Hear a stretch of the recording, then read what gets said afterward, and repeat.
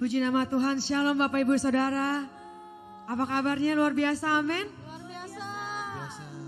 Saya yakin kita semua pasti luar biasa karena ada Tuhan yang luar biasa, amin. Mari Bapak Ibu Saudara, kita siapkan hati kita. Terima kasih Tuhan untuk kebaikan-Mu, untuk penyertaan-Mu bagi setiap hidup kami. Tiba hari Minggu kami kembali Tuhan untuk kebaktian lagi Tuhan. Walau kami masih kebaktian secara virtual, tapi kami yakin Engkau tetap ada bersama dengan kami. Amin. Kuasa-Mu tetap nyata untuk setiap kami di rumah-rumah kami atau dimanapun kami berada Tuhan. Jamah setiap hati kami Bapa. Penuhi kami dengan roh-Mu Tuhan. Dan sebentar kami siap memuji dan menyembah Tuhan. Saudara yang siap memuji dan menyembah Tuhan sama-sama katakan haleluya.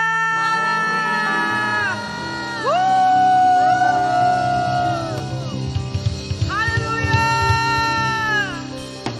Mari saudara siapkan hatimu.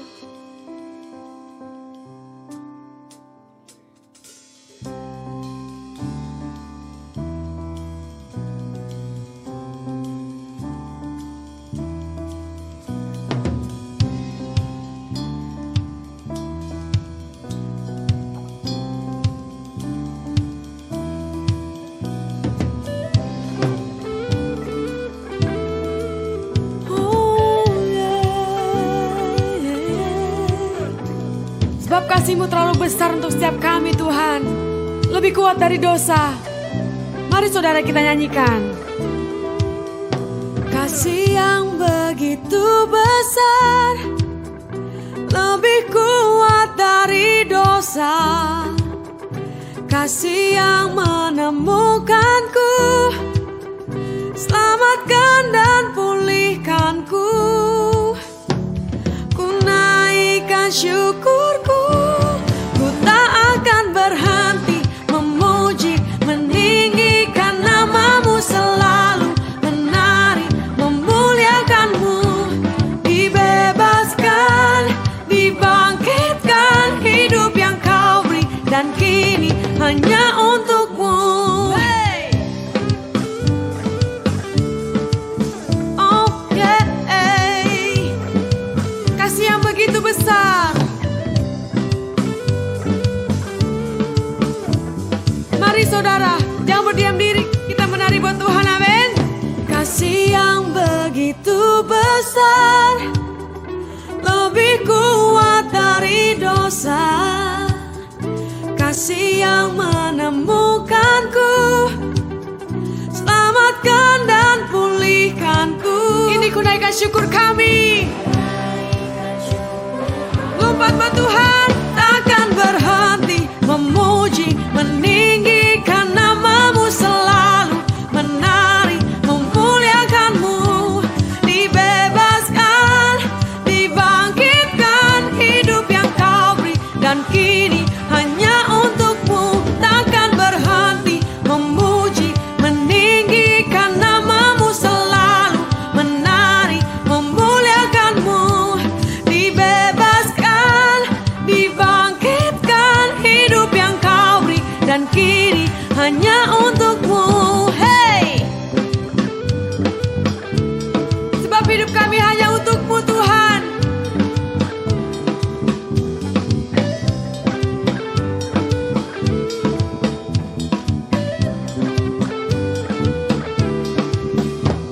Ku naikkan syukurku, ku naikkan syukurku. Mari saudara, angkat tanganmu saudara.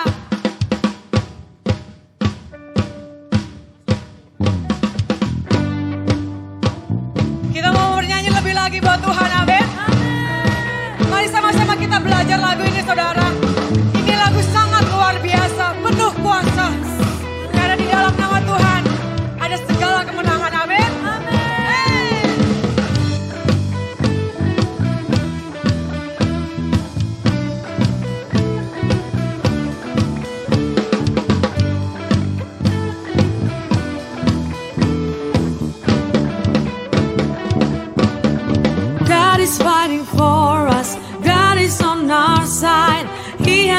overcome, yes, He has overcome.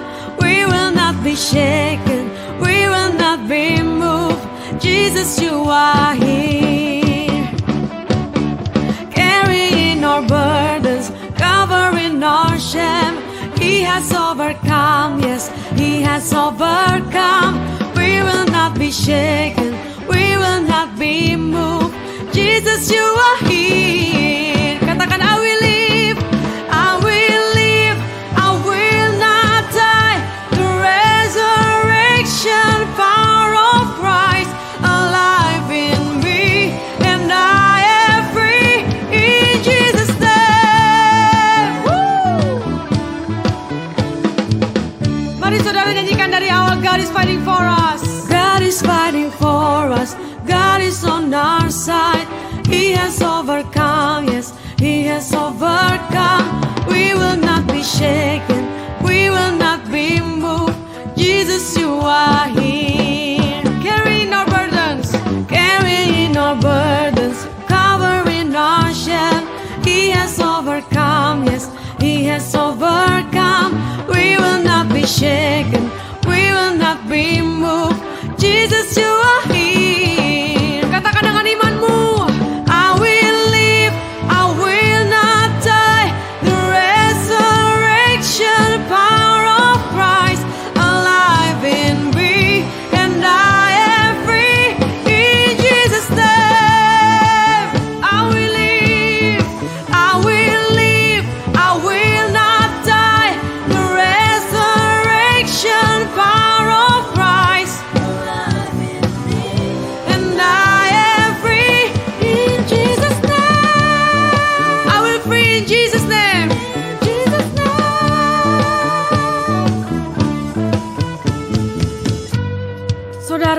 Saudara percaya di dalam nama Tuhan Yesus ada kemenangan, amin. Di dalam nama Tuhan Yesus ada kuasa yang luar biasa. Di dalam nama Tuhan Yesus ada kesembuhan. Ada segala hal yang ajaib, hal yang besar. Mari saudara perkatakan lagu ini dengan imanmu. Lebih semangat lagi, amin. Dengan percaya katakan. Oh. Sama-sama katakan, God is fighting for us. God is fighting for us, pushing back the darkness, lighting up the kingdom that cannot be shaken.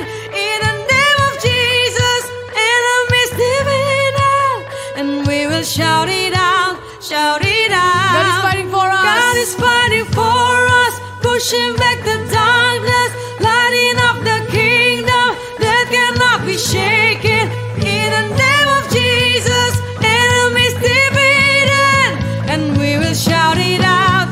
God is fighting for us. God is fighting for us, pushing back the darkness, lighting up the kingdom that cannot be shaken.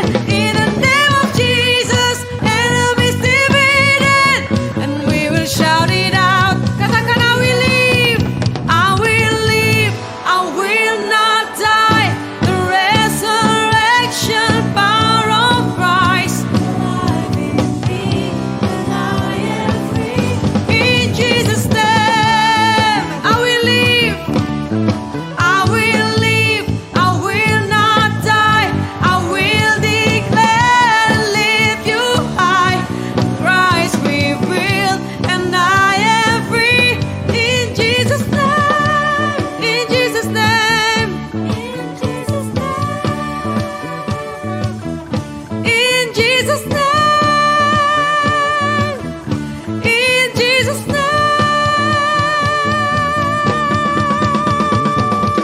Woo!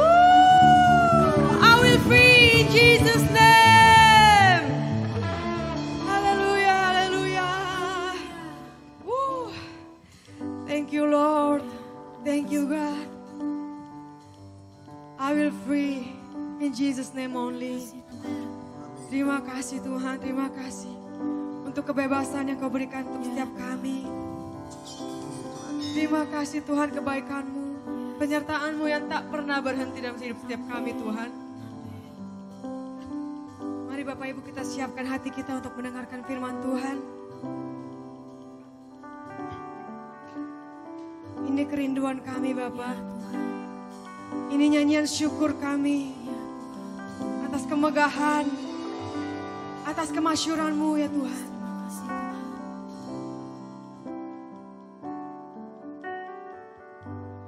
My Jesus, my Savior, Lord, there is none like you. All of my days, I want to praise the wonders of your mighty love. My comfort, my shelter, tower of refuge and strength. Let every breath, all that I am, never cease to worship you. Mari Bapak Ibu nyanyikan lagu ini dengan sungguh-sungguh. Shout to the Lord, all the earth, let us sing. Power and majesty, praise to the King. Mountains bow down and the seas will roar at the sound of your name. I sing for joy at the work of your hand. Forever I love you, forever I stay. Nothing compares to the promise I have in you. Mari berikan tepuk tangan buat Tuhan. Nyanyikan lagu ini dari awal. My Jesus, my Savior, Lord, there is none like you. All of my days, I want to praise the wonders of your mighty love. My comfort, my shelter, towers of refuge and strength.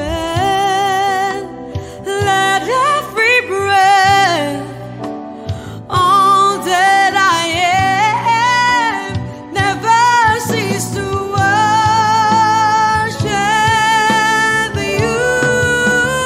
Shout to the Lord, shout to the Lord, all the earth, let us sing.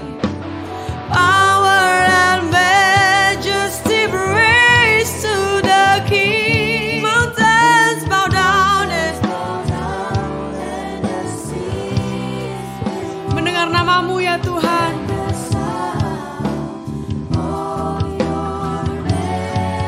I sing for joy, I sing for joy at the work of your hand. Forever I love you,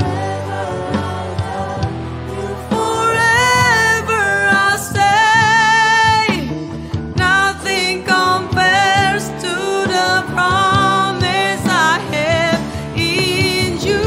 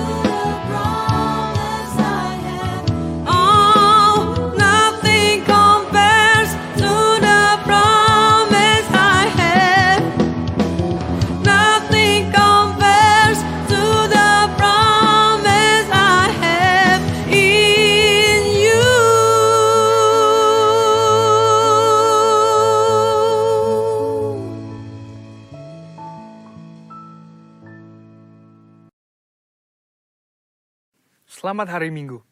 Saya percaya semua masih mengalami sukacita Roh Kudus. Edisi Voice of Pentecost kali ini akan membahas hidup yang dimotivasi oleh Roh Kudus. Dengan adanya pandemi COVID-19, kehidupan di negara kita dan di seluruh dunia berubah sepenuhnya. Sekarang gereja tidak bisa lagi secara maksimal menemani jemaat dalam pergumulannya secara fisik, sebab semuanya dibatasi oleh penggunaan teknologi untuk berkomunikasi. Di mana dulu kita bisa dengan bebas beribadah di gedung gereja, konseling tatap muka, berdoa bersama dalam rumah doa. Sekarang semuanya harus dilakukan secara online. Mungkinkah Tuhan mengizinkan semua hal ini terjadi? Tuhan mengizinkan hal ini untuk terjadi supaya setiap orang mulai memperhatikan kondisi dan pertumbuhan rohani masing-masing.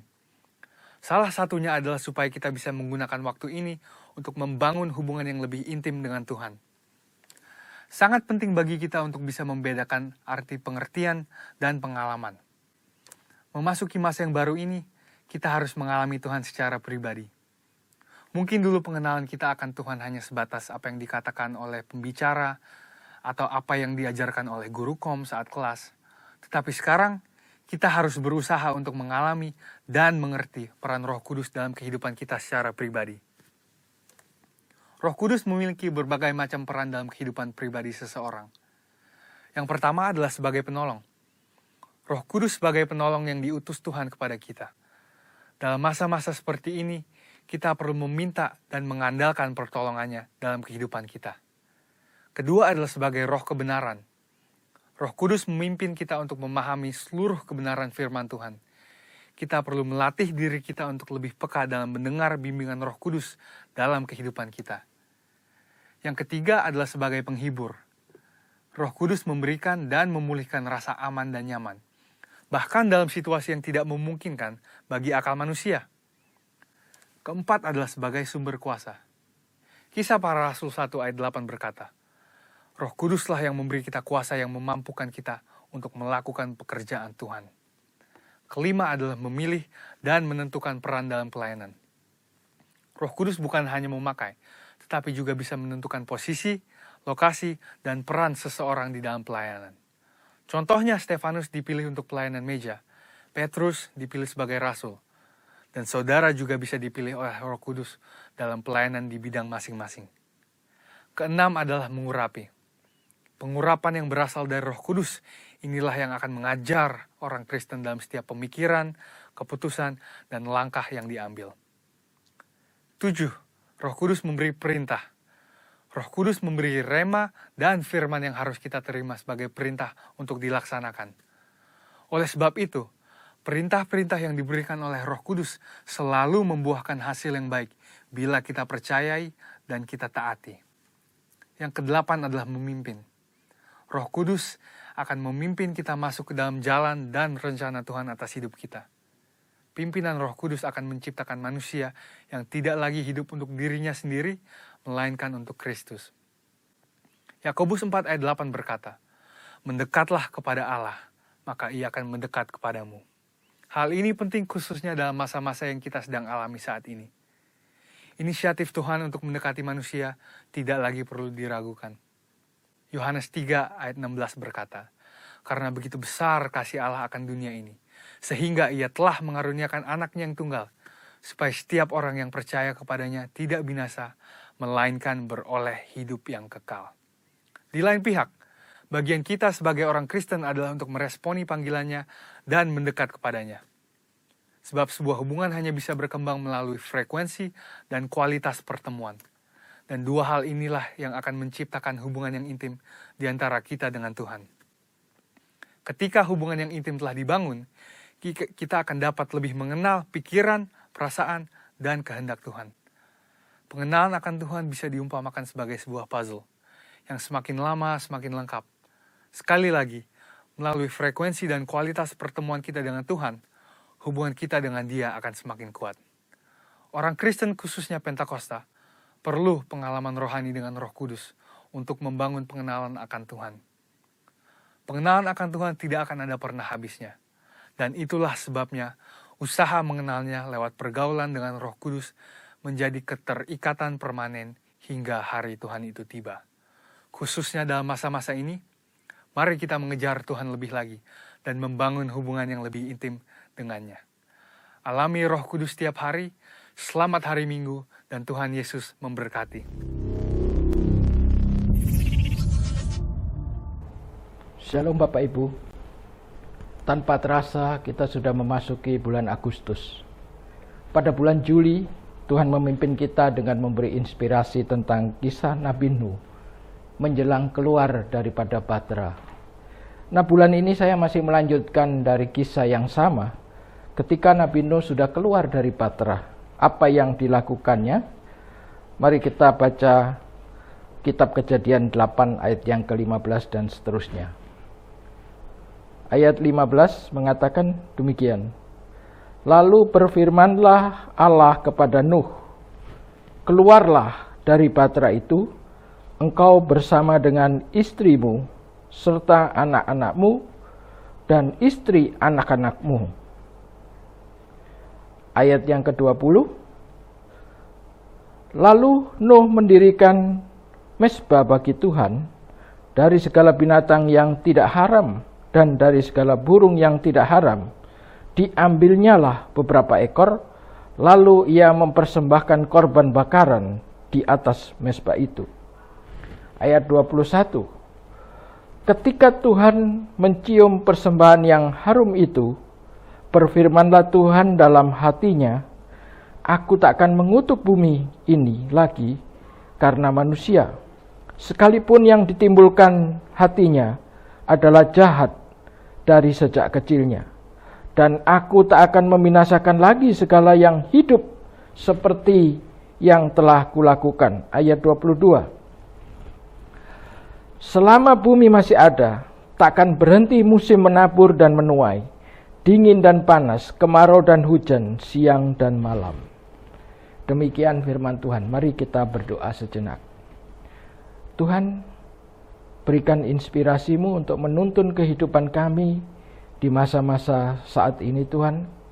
Biarlah kami terus Engkau tuntun, Engkau beri hikmat untuk menapaki kehidupan kami. Dan biarlah kami tetap kuat di dalam iman untuk menyaksikan pertolongan Tuhan dalam kehidupan kami.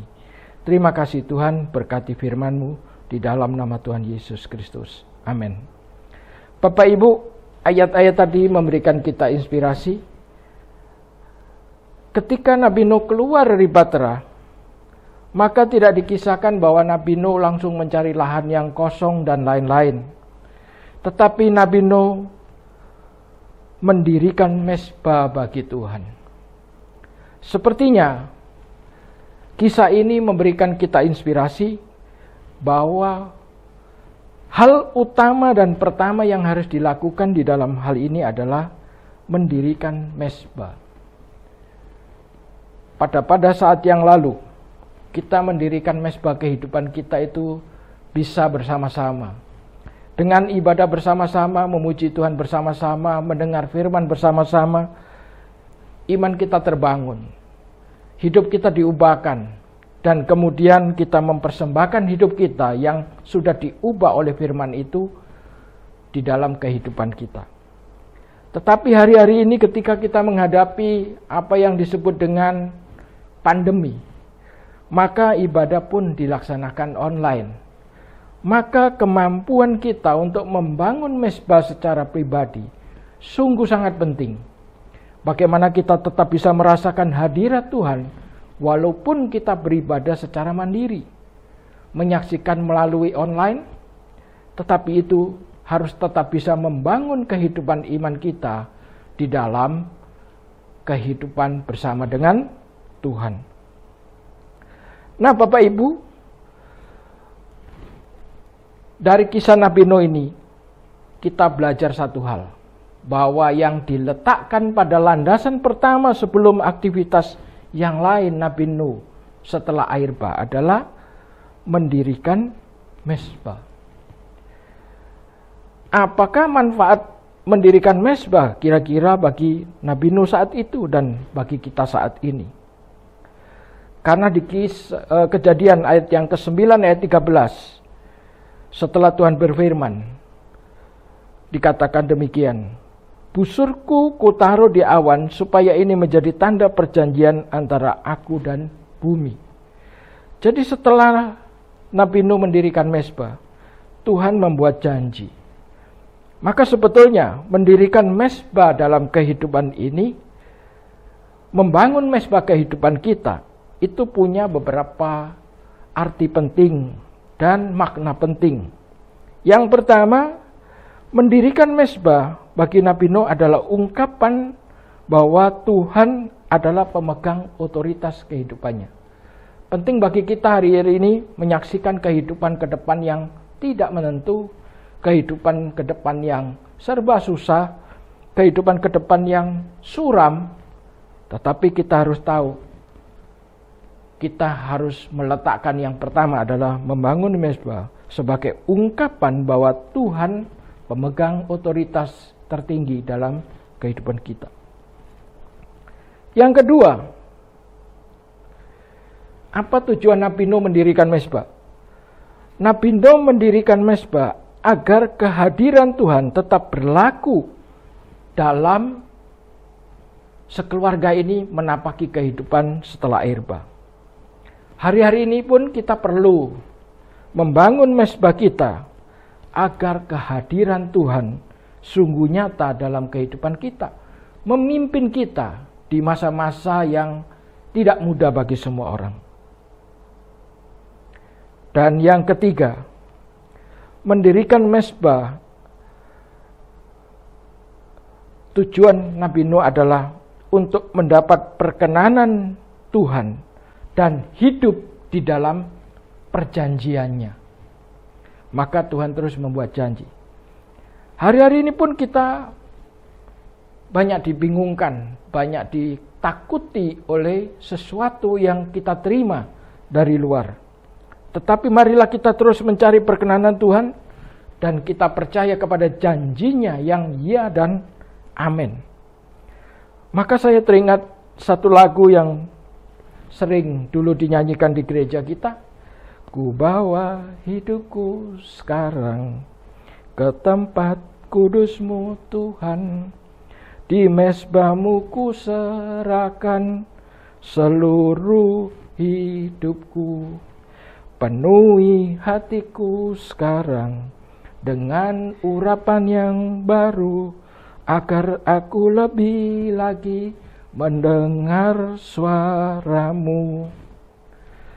Jadikan aku Tuhan rumah doa-Mu, agar semua suku bangsa datang menyembah-Mu. Nah, dan seterusnya. Bapak Ibu, membangun mezbah kehidupan tidak bisa dilepaskan dengan menjadikan hidup kita sebagai rumah doa. Jadi kalau kita membangun mezbah, kita awali dengan doa, membaca kitab suci dan berdoa. Apa janji Tuhan bagi kita yang berdoa? Ini penting bagi kita supaya kita ini tahu apa sih yang diperjanjikan Tuhan ketika kita berdoa. Matius 7 ayat yang ke-7 mengatakan demikian. Mintalah maka akan diberikan kepadamu. Carilah maka kamu akan mendapat. Ketuklah maka pintu akan dibukakan bagimu. Minta. Minta itu apa Bapak Ibu? Minta itu adalah sesuatu yang kita tidak punya dan kita minta kepada yang empunya. Jadi kita minta kepada Tuhan karena Tuhan yang empunya semuanya. Cari itu adalah sesuatu yang sudah ada tetapi belum kita temukan. Itu mencari. Dan mengetuk pintu itu akan dibuka. Pintu dibuka ini bicara kesempatan. Jadi janji Tuhan bagi kita kalau kita berdoa kepada Tuhan adalah seperti ini. Ketika kita minta, Tuhan akan berikan. Ketika kita mencari, Tuhan akan tuntun kita sampai menemukan. Ketika kita mengetuk pintu, Tuhan akan membukakan pintu kesempatan bagi kita. Maka saya bilang, minta apa yang kita tidak miliki, cari sesuatu yang bila belum temukan, dan ketuklah sampai pintu terbuka. Minta itu bahasa Inggrisnya adalah ask, minta. Maka Tuhan yang penyedia itu akan menyediakan bagi kita. Cari itu find, temukan. Tuhan akan menuntun kita sampai menemukan jalannya. Dan ketuk dan dibuka, artinya Tuhan itu memberikan kita jalan, membuka peluang bagi kehidupan kita. Bapak Ibu, saya ingin bersaksi ketika saya masih kecil, memang kami punya bersaudara 7 dan semua masih sekolah. Maka kehidupan orang tua juga tidak mudah-mudah sangat, karena memang kehidupan dengan 7 anak itu juga cukup berat. Maka ketika saya masih sekolah, saya ingat bergiliran terus kami. Saya masuk SMA, adik saya yang nomor 3 masuk SMP, adik saya yang nomor 4 itu bisa masuk SD. Jadi kalau bayar uang pangkal suka bareng-bareng. Terus nanti kalau adik saya nomor 2 sudah masuk SMA, yang berikutnya masuk SMP, nah yang satu masuk SD. Jadi setiap tahun itu kebutuhan begitu banyak. Tetapi yang disebut dagang itu kan hasilnya konstan. Bagaimana bisa tersedia untuk semuanya itu? Saya ingat waktu kecil, ketika menjelang naik kelas, pasti orang tua saya berpikir, wah ini nanti bagaimana cara membiayai anak-anak ini. Nah Bapak Ibu, saya teringat, karena papa saya itu dagang di pasar, maka banyak karung goni. Karung goni itu bekas beras, bekas jagung, bekas kedelai. Terus ada karung terigu. Karung terigu adalah bekas tepung terigu yang dulu tidak di plastik tapi dijual kiloan. Jauh-jauh hari papa saya itu mengelompokkan karung goni itu, yang seratnya halus dikelompokkan serat halus, yang seratnya kasar dikelompokkan serat kasar, diikat 10-10, termasuk kantong terigu. Jumlahnya bisa ratusan. Itu ditumpuk saja di gudang di rumah. Tetapi anehnya, menjelang keluarga membutuhkan untuk mendaftarkan sekolah anak-anak, ada orang cari karung goni, maka goni ini dijadikan uang, dijual. Ada orang cari kantong terigu, maka terigu yang sudah diikat tadi dijual. Kantong terigu yang sudah diikat dijual. Ada juga yang mencari kantong kertas. Maka beberapa bulan sebelum kenaikan kelas, biasanya saya disuruh papa saya itu untuk membuat kantong-kantong kertas untuk dijual pada waktu dibutuhkan. Itu kesaksian masa kecil saya. Tuhan selalu menyediakan peluang dikala kami membutuhkan. Mama saya selalu berdoa, sudah berdoa saja, nanti Tuhan akan sediakan. Tiba-tiba ada yang pingin beli kantong terigu, kantong beras, karung goni, ataupun kantong kertas. Nah, di masa sekarang bagaimana? Bapak Ibu, saya sampai sekarang puji Tuhan, Tuhan percayakan untuk bekerja. Pekerjaan tentunya ada 2 hal. Ada pekerjaan rutin, ada yang non-rutin. Kalau yang rutin, modalnya adalah ketelitian, kesungguh-sungguhan, dan kejujuran. Dengan 3 modal itu cukup. Tetapi yang non-rutin itu bisa sifatnya adalah kasus.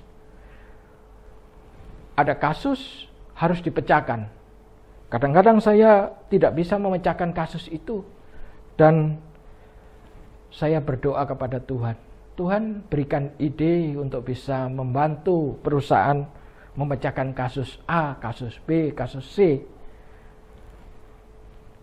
Di saat saya setir mobil, di saat saya berjalan, di saat saya menjelang tidur, di saat saya bergurau dengan anak-anak, kadang-kadang bisa terlintas satu ide. Oh, mungkin ini adalah solusi untuk kasus itu. Maka saya yakin janji Tuhan itu kalau kita minta, Tuhan akan beri. Kalau kita cari, kita akan menemukan. Dan kalau kita ketuk, Tuhan akan membukakan pintu. Tetapi semuanya itu harus yang berkenan kepada Tuhan. Jadi hidup di dalam mezbah, membangun mezbah, hidup di dalam doa. Rancangan Tuhan adalah seperti ini. Ketika engkau tidak punya, engkau bisa minta kepada Tuhan dan Tuhan memberi. Ketika engkau tidak tahu caranya, Tuhan akan membuka jalan bagi engkau. Carilah, maka engkau akan diberikan. Dan ketika engkau tidak punya peluang, Tuhan akan membuka peluang. Bapak Ibu, saya juga ingin bersaksi. Menjelang PSBB transisi, tiba-tiba anak saya Joshua dan Johannes mempunyai ide untuk membuat apa yang disebut dengan ultraviolet sanitizer. Mereka hitung, mereka buat, mereka potong-potong. Saya juga berpikir apa bisa laku. Tapi kemudian dengan tekadnya dia mulai membuat prototipe. Kemudian mulai dibantu desain oleh kokonya. Yosua dibantu oleh Yohanes untuk membuat desain logonya. Dan kemudian setelah jadi barangnya difoto, dipasarkan. Puji Tuhan, hari ini sanitizer itu yang dibuat oleh kreativitas daripada anak-anak kami, itu laku. Dan kami berpikir ini adalah peluang yang daripada Tuhan. Kami bersyukur, kami mensyukuri ini semua. Dari mana asalnya itu kalau bukan dari Tuhan? Maka firman ini digenapi. Mintalah, maka kamu akan diberi. Carilah, kamu akan mendapat. Ketuklah, maka pintu akan dibukakan bagimu. Bapak Ibu, inilah kehidupan yang dipersembahkan dalam mezbah Tuhan. Dan kalau kita persembahkan dalam mezbah, maka kita berdoa kepada Tuhan untuk setiap yang kita lakukan. Dan inilah contoh atau pengalaman bahwa Tuhan itu memberikan kepada kita tuntunan dalam perkenanannya. Bapak Ibu,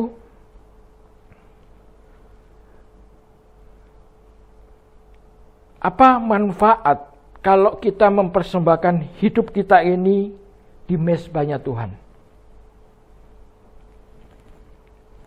Bagi kita ya, bagi kita pribadi. Roma 8:28 mengatakan demikian. Kita tahu sekarang bahwa Allah turut bekerja dalam segala sesuatu untuk mendatangkan kebaikan bagi mereka yang mengasihi Dia, yaitu bagi mereka yang terpanggil sesuai dengan rencananya. Bapak Ibu, keadaan apapun yang sedang kita lihat hari-hari ini, kita persembahkan kepada Tuhan, maka kita tahu bahwa Tuhan masih melakukan yang baik bagi kehidupan kita. Maka jangan putus asa, jangan patah pengharapan, tapi yakinlah persembahkan hidup kita di mezbah Tuhan. Dan hiduplah di dalam doa, maka kita akan melihat hal-hal baik Tuhan rancang untuk kehidupan kita. Selain untuk kita pribadi, sebetulnya kita juga punya mandat yang lain. Mazmur 122 ayat 6. Berdoalah untuk kesejahteraan Yerusalem, biarlah orang-orangmu mencintaimu mendapat sentosa. Bapak Ibu, kita juga perlu bawa ke mezbah Tuhan kota kita, kota Jakarta, Indonesia, supaya Tuhan berkenan dan Tuhan menuntun para pemimpin kita dan kita terhindar dari krisis yang besar. Bapak Ibu, ketika memasuki PSBB bulan